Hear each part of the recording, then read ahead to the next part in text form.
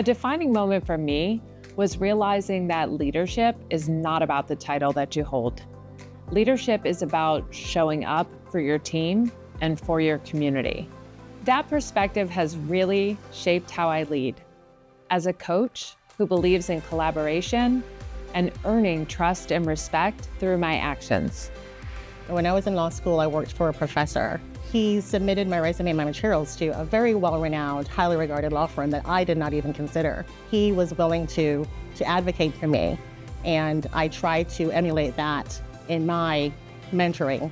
I'm a person who wants to advocate and who wants to bring others along with me, and I think that has resulted in numerous leadership opportunities that I wouldn't have received without that moment.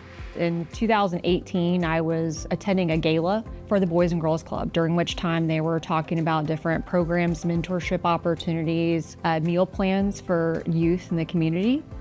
And that really struck a chord with me. I decided to get involved. And during my tenure in 2025, I assisted in navigating our organization through a merger, which resulted in a more robust organization, better able to serve the youth in our community.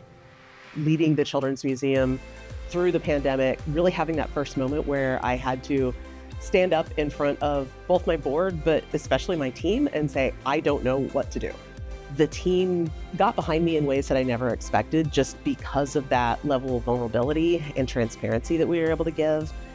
And that, I think, really started me on a shift towards being in a space of being transparent with my team, being vulnerable with them. So, as awful as it was to go through, I think it really helped shape me as a leader.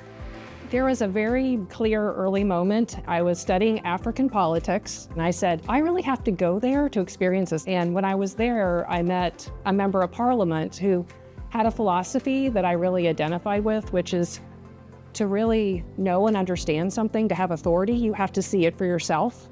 And that's been a philosophy that I've really incorporated into everything that I do. It really helps me contribute, but also helps me be a good leader. I was leading a high-performance team, and on paper, everything looked successful. But during a critical project review, it became clear that while the outcomes were strong, the experience for the team wasn't.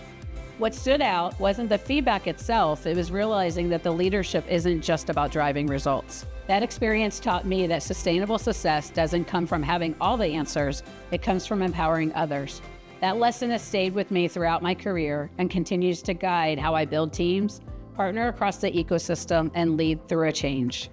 When I stopped thinking as a coder and started thinking as an owner, that's when I realized that coding isn't enough if I wasn't steering the ship or making tough calls or taking full responsibility of the outcome.